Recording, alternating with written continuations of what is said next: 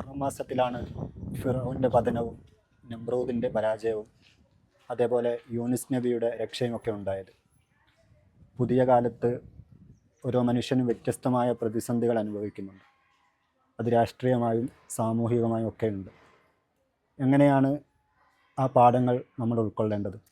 അതെ, അല്ലാഹു സുബ്ഹാനഹു വ തആല ചില മാസങ്ങളെ ചില പ്രത്യേക കാര്യങ്ങൾക്ക് നിമിത്തമായോ സമയമായോ ഒക്കെ തിരഞ്ഞെടുത്തതായി കാണാം.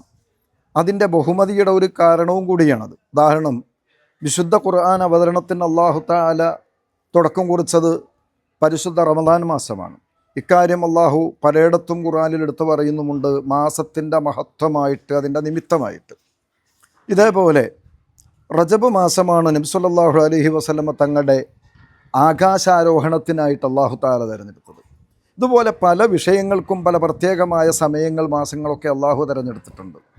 ഇതിൽ ഒട്ടനവധി പ്രവാചകന്മാർ, മഹത്തുക്കൾ പീഡനങ്ങൾ അനുഭവിക്കുന്ന സമയത്ത് അതിൽ നിന്ന് അവർക്ക് മുക്തി നേടാൻ, അവരെ രക്ഷപ്പെടുത്തുന്നതിന് വേണ്ടി അല്ലാഹു തിരഞ്ഞെടുത്തത് ഈ മുഹറം മാസത്തിനെയായിരുന്നു.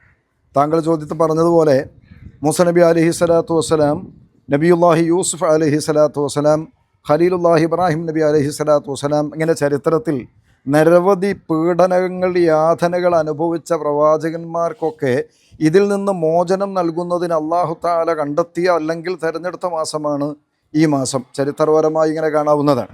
പക്ഷേ ഈ സന്ദേശം ഇന്ന് കാലികമായി നമുക്കെങ്ങനെ ബാധിക്കുമെന്നാണല്ലോ ചോദിച്ചതിൻ്റെ പൊരുൾ. ഇന്ന് സമുദായം ഒരർത്ഥത്തിൽ വളരെയേറെ പീഡനങ്ങൾ സാമുദായികമായി നേരിട്ടുകൊണ്ടിരിക്കുന്ന സമയമാണ്. മുസ്ലിമായി എന്നതിൻ്റെ പേരിൽ, ഈ ആദർശം കൊണ്ട് നടക്കുന്നു എന്നതിൻ്റെ പേരിലൊക്കെ ലോകത്തിൻ്റെ പല ഭാഗങ്ങളിലും ഈ സമുദായത്തെ അന്യവൽക്കരിക്കപ്പെട്ടുകൊണ്ടിരിക്കുന്ന, പീഡിപ്പിക്കപ്പെട്ടുകൊണ്ടിരിക്കുന്ന ഒരു കാലം. അപ്പോൾ ഈ പീഡനത്തിന് പരിഹാരവും മോചനവും നൽകാൻ അല്ലാഹു തെരഞ്ഞെടുത്ത മാസം എന്ന നിലക്ക് ഈ മുഹറം മാസത്തിൽ ഈ പീഡനങ്ങൾ അനുഭവിക്കുന്ന സമുദായത്തിൻ്റെ രക്ഷയ്ക്ക് വേണ്ടി നന്നായി ആത്മാർത്ഥമായി പ്രാർത്ഥിക്കാൻ ഉപയോഗപ്പെടുത്തേണ്ട സമയമാണ് എന്നാണ് പറയാനുള്ളത്. ആ പീഡനങ്ങളിൽ നിന്നുള്ള മോചനവും കാലികമായിട്ട് ആ വിഷയവുമായിട്ട് നമ്മൾ സമീപിക്കേണ്ടുന്ന രീതിയും ഈ നിലക്ക് കാണാവുന്നതാണ്.